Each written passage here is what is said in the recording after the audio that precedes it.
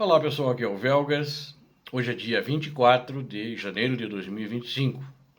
A Ucrânia contra-atacou forças russas que desmoronaram na região de Pokrovsk. Quero convidá-los a inscreverem-se no canal. Você que não é inscrito, assiste o canal, está assistindo pela primeira vez, inscreva-se no canal, é muito importante. Convido a todos a darem o like, compartilharem com as suas redes sociais e a fazerem seus comentários. O mais importante é porque você aqui vê a verdade, aqui as fake news, as falsas notícias ou notícias falsas não são permitidas, são proibidas. Aqui somente a verdade.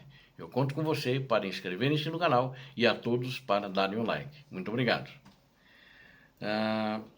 As forças ucranianas lançaram um contra-ataque contra uma localidade chamada Kotline. É uma localidade grande, de porte.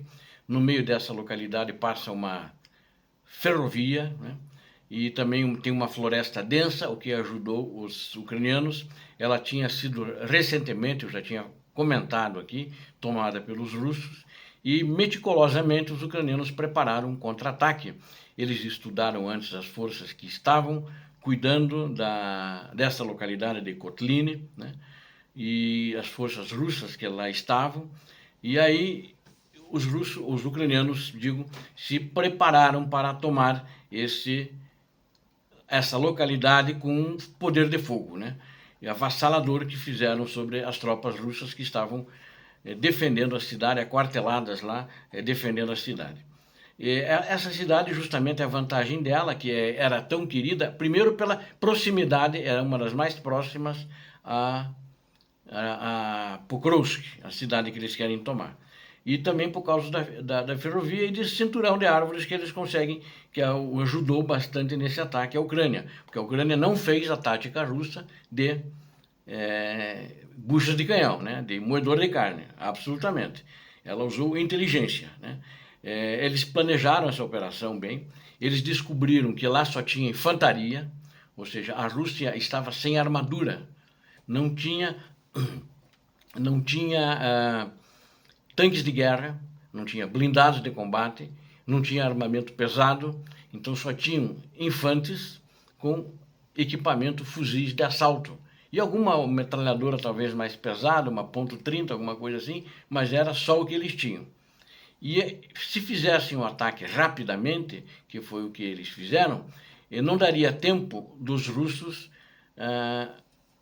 mandarem reforços.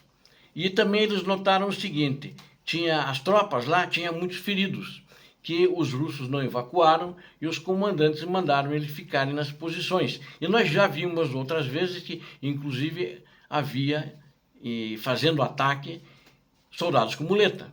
E o episódio se repetiu ali, mas eles estavam na sua posição de descanso nessa cidade, nessa localidade de Kotline, defendendo mal assim a sua localidade. E os ucranianos levantaram todas essas informações e aí partiram para o ataque de uma maneira rápida. Inicialmente, eles atacaram com aviação, porque os russos tinham, no que eles tomaram, minaram toda a cidade, ali na frente das posições deles, para os ucranianos não chegarem, né? Aí a Ucrânia atacou com aviação, que eu vou explicar no próximo vídeo como é que a aviação ucraniana está atuando. Aí vocês assistam o próximo vídeo, senão esse vai ficar muito longo. Então eles atacaram com aviação, a aviação primeiro destruiu parte do campo minado, explodiu, aí entrou na localidade, atingindo as posições, né, da Rússia em Lokotline. Enquanto ele fazia isso, a aviação, e depois a aviação se retirou, a Ucrânia começou a fazer fogo de artilharia nas posições, ela tinha levantado mais ou menos exatamente onde estavam os russos escondidos, e aí os russos não puderam atirar nos ucranianos. Os sapadores do batalhão de engenharia da Ucrânia foram lá e desminaram a região. Aí eles entraram, a Ucrânia entrou com tanques de guerra, né? Entrou com blindados e os soldados dentro dos blindados. E um outro grupo a pé pela floresta. E aí deu no que deu, né? Os russos correram, né? E eles se sentiram cercados, eles iam ser cercados dentro da cidade. E os que não puderam fugir, normalmente os feridos ficaram. Alguns tentaram reagir, foram eliminados. E outros foram presos, né? Então, a Ucrânia conseguiu fazer esse cerco e a cidade voltou às mãos, a cidade de Kotlin voltou às mãos da Ucrânia. É interessante notar que também tem uma fábrica, é uma região de mineração, e tem uma fábrica grande na zona industrial dessa cidade de Kotlin, né? Então tem uma região industrial onde os ucranianos se dirigiram para lá depois que eles tomaram o centro e os bairros. Mas os russos vendo a aproximação, porque nessa fábrica é uma boa posição defensiva, né? Ela tem túneis onde dá para se esconder, ela dá para esconder munição, tem uma série de artifícios ali que foram construídos por causa da mina que permitiriam uma defesa muito forte e eles ficariam cercados. Mas como eles só estavam infantaria e não tinham suprimentos ali para manter-se por um longo prazo, quando eles viram os ucranianos, que não vinham só com tropa de infantaria. Na frente vinham os tanques, que já estavam se dirigindo para lá. E vinham com blindados, os russos que estavam na fábrica deram no pé, né? Então aí hoje, novamente, a partir hoje não, de ontem, né, a cidade de Kotlin está de novo de volta às mãos da Ucrânia. E isso é um ponto estratégico muito importante, porque dali praticamente direto eles poderiam fazer ataques contra a cidade de Pokrovsk. E com isso, esse fato retarda mais qualquer avanço russo naquela região, né?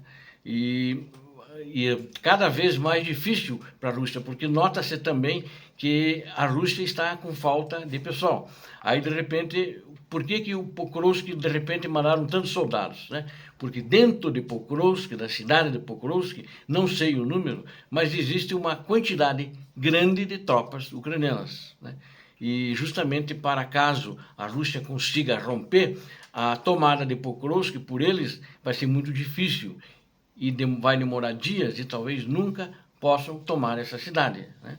E a batalha será dura, como foi só para tomar Advil, que eles demoraram 8 meses, né? Bakhmut também.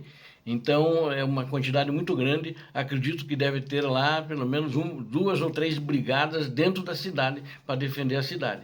E normalmente elas saem, às vezes já saíram para Toretsk para expulsar os russos quando tinham avançado em Toretsk e outras localidades consideradas estratégicas, Shevchenko também, quando retomaram Shevchenko, as tropas saíram de dentro de Pokrovsk para contra-atacar as regiões que os russos tomaram. Então, não está sendo um trabalho fácil para a Rússia, não está sendo um trabalho fácil para a Ucrânia, mas a Ucrânia tem uma vantagem, né? A motivação dela é defender a pátria, defender a família, defender a liberdade, defender a democracia, que é o sistema, é o regime de governo na Ucrânia, ao contrário do ditador russo, que o seu exército hoje está sendo torturado pelos oficiais, está sendo morto pelos próprios oficiais. Quero aqui relatar um fato que aconteceu em Zaporizhia, é longe da região de Pokrovsk, longe de Donetsk, onde fica Pokrovsk. Agora, essa semana, no dia 14, na realidade, dia 14 de janeiro, já faz dia 24, 10 dias, né? Não fazem nem 2 semanas. Um soldado revoltado, ele atirou no seu comandante, matou-o e atirou o sargento, que acredito que o sargento estava tentando defender o comandante e só feriu o sargento. Mas matou o comandante da unidade, esse soldado russo, e desertou, foi embora, pegou seu fuzil e foi embora. E a Rússia está procurando ele. Mas o motivo disso é que ele estava muito revoltado, porque ele teve que entregar o cartão de pagamento dele para o comandante, e eles torturaram o soldado, assim como torturam outros que não querem entregar e não querem ir. O comandante russo diz que estão fazendo assim, eles estão ficando com parte do dinheiro, ou todo o dinheiro dos soldados, para não mandar os soldados para a linha de frente, ou colocá-los em uma posição mais segura, à retaguarda. Não sei se existe numa situação de guerra uma posição segura, né? Toda posição é... Mas para você ver como são criminosos os comandantes de unidades da Rússia, tal como o seu ditador. Seguem um exemplo maior do ditador russo que começou essa guerra criminosa, também são criminosos. Obrigado a vocês que assistiram esse vídeo, conto com vocês. Inscrevam-se no canal, deem um like, compartilhem com suas redes sociais e façam os seus comentários. Deus abençoe vocês, Deus abençoe a Ucrânia, Deus abençoe o Brasil. Paz e bem, paz para toda a humanidade.